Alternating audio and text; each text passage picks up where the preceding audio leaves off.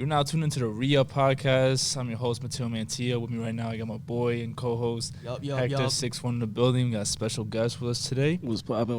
How y'all doing, man? Calls him the Honduran Babe Ruth. Yeah, Honduran Babe Ruth, Almost. a.k.a. Omar is Lord. Yes, Give sir. it up Yes, for sir. Omar What's one poppin', time. How y'all doing? Good, man. Can't complain, man. Thanks for inviting me again, y'all. I appreciate it for real. Nah, thanks for course, coming on, bro. man. Of course. Thank you. It's been a long time coming. Yeah, for sure, definitely. Yeah, we were just me and Heck was talking about it. I don't know how, I forgot how, but we spoke to each other prior, like off mic. Yeah, we spoke to each other prior, like a long time ago. Probably like you said, like December maybe. Yeah. And the stars align that we here now. You feel me? I can't even remember what's the conversation we had prior, but we here now. That's what that matters. And we're beyond interested in upcoming and underground rappers and artists in general that For sure. want to use our platform to expose themselves. So we're more appreciative. For sure. Feel me, bro? You know what I'm saying? Listen, that's the whole reason why we're here in the first place. Yup. All right, so let's get the show on the road. So first of all, introduce yourself to our YouTube and our Soundcloud viewers and listeners. Where's your name really originate from, and where are you from in New York? Yo, what's going on? Yeah, Omar is Lord, a.k.a. Fernando Lempita, a.k.a. Honduran Babe Ruth, a.k.a. Husky Flickiano. Before I went with Omar is Lord, my name was originally Abstract a while ago when I first started rapping. Okay. But I changed it due to the fact like Q-Tip and like there was a lot of rappers going out with that alias. So I changed it to, now I wanted something simplified but something cool. Like one of my biggest influences are Future and A$AP Mob. Okay. So I don't know. And I was listening to a song with Bodega Bams and A$AP and Bodega Bam said, "I'm a young god." That's where the old line. I was like, "Oh, that should sound hard." Yeah, Bams is a good one. Yeah. So Omar's my middle name. So I was like, I wanted to stick something with it. So I just thought Islord, like Omar Islord. Like, yeah, that's kind of cool. Before the $, it was a Z. I said, not a $. Got you. Official, you feel me? So yeah. And I'm from the Bronx, by the way. Got you. Did the mob have, like, you know how the mob uses the $sign a lot? Yeah. Oh, was that a...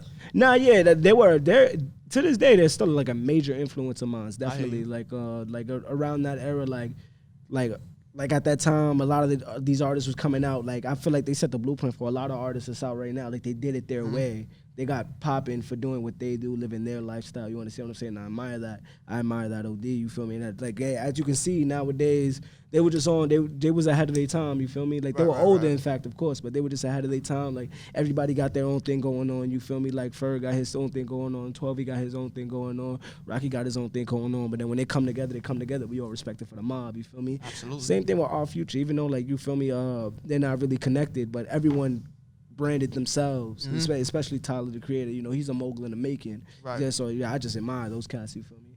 Is the Lord piece also kind of like a tribute to A$AP? Because, the whole, they call themselves lords and all that. In Lord a Pretty sense, like, I always like their lingo and I like the way they speak. You understand what I'm saying? So they call each other the lords. And even back in the day, you feel me? Like, people, they call each other, like, 5% is, forgive me if I'm saying it wrong. You know, they address each other as gods. Yeah. You know, God, Yeah. you're a God of yourself. You understand what I'm saying? So I took that, you feel me? Because Lord can mean various things. Like, my mom was a really weird, she was a religious person, but you understand what I'm saying? Like, the Lord has multiple definitions, and, I'm the ruler of myself. You understand? That's how I take it. Okay. You know what I'm saying? Yeah. Yeah, lord's also a big political thing, because even in England, they have lords of certain lands or lords of certain, I don't know how they call it exactly. It's not counties, but like certain guess places. This is the lord of whatever. You know what I'm saying? This, lord of that. Yeah, just being, just being your own superior. You feel me? Also, historically, lords, kind of, like took over certain like villages or I guess like counties or certain like, territories, and they owned a lot. They had a lot of land. Like they're very prosperous. Yeah. So I guess that kind of goes into yeah, for sure. Everything. Yeah, all of that implies. You feel me? Plus, I guess like the whole king and queen thing get a little played out sometimes, because everyone kind of calls themselves that sometimes. Definitely. So I guess like, so you want to hit it with a little, hit it with, snag a little differently. You feel me? So like everybody often compares to like, like Jesus is Lord. You feel me? Like, I was kind of going for the same thing, but not to nothing blasphemous. You understand what I'm saying? Just, of course. It's just how I feel. You feel me? Like, right. So Omar is Lord. Your own interpretation of that. Yeah, exactly. Yeah, because people get it misconstrued. Like, for example, I remember when it was like 3 years ago when Ye said, "I am a god," when he was promoting Jesus, and people got it like, in today's society, you got to be politically correct. Yeah, exactly. And all of a sudden, when you say something like that, people take it the wrong way. Yeah, like, people jump out the window. He thinks he's superior, and they don't know how to react. Exactly. So I appreciate you saying that, because at the end of the day, everybody has their own meaning to things. Exactly. And they don't want, they don't want to sound ignorant. Yeah, in a sense. For sure, definitely. I know what you mean. Yeah, everyone, we all have our own reality and whatnot. Yep. Of course, like I grew up in the church too. You feel me? I believe in God and all of that too. Like it's never, like I said, never anything blasphemous. Words, we give words power. You understand what I'm saying? So Exactly. it's like, if I was out here, trying to rewrite the Bible or some shit like that, Right, like, right. nah, you know what I'm saying? Nah, like that ain't the case. You feel me? But you know what I'm saying? Like yeah, Lord of oneself. You understand what I'm saying? Being superior in your craft and what you do, going out, being the best leader you can be. You know, all of those things fall into that definition. I hear you. I mean, it's like you said before. There's power in words, but it's also the way you what was I gonna say? It's the way you go ahead and you like not just say things, but the tone you say them in. For sure, definitely. So it's all about delivery.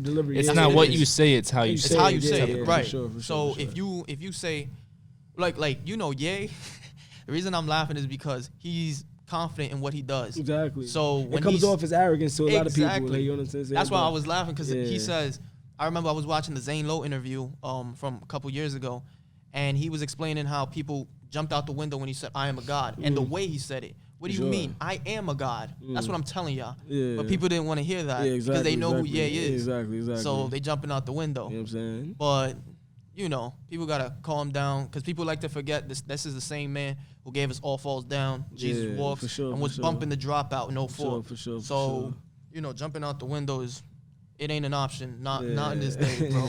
Not in this day and age. Now that interview was gold, by the way. I mean, such a funny interview, bro. Zane Lowe interviews in general are fantastic. Any like Beats One or BBC type of interviews are the top right there. That's kind of standard that I guess a lot of platforms when it comes to podcasts or radio show or independent radio stations, they kind of want to strive to be that. That's exactly that. I mean, if we're gonna keep it real, we striving to be something like that. Of course. If any podcaster or anybody like in this type of business wants to be like a Ebro Darden, a Zane Lowe, Charlie Sloth, Big Boy, the list goes on. Funk Flex, all these type of people. Angie Martinez, I could go on forever with people that. Man, I think Joe Budden is gonna be up there too, man. I think he deserves to be up there. He did his thing. He's doing his thing right now. Yeah, Joe is already doing better with the podcast thing than he is with his whole music career. That's not a knock on his music career. No, he just had a couple of singles. He found his true passion, like to be a journalist. Like bro, that's because it's the pull up shit, like them shits are great interviews. You understand what I'm saying? Like he gets, especially when like I guess these artists, they're comfortable because he's another artist as well. So it's like, all right, I'm speaking to my peer, he's just asking me questions. So we get the kind of interviews we want from there, because I don't check out radio interviews as much anymore, because being that it's it's very formal sometimes. It doesn't feel real. Very formal, and they here to tackle it's pop culture, it's pop media, so it's like we're gonna talk about what's relevant now. You understand? But right, Joe exactly. Budden, you want to know how you feeling, what's going on, exactly, how you do what you do exactly. Like he asked Lil Baby the other day, which is a great interview. I was just about to bring that up. Do you charge for features? And Baby said, yeah, every single one.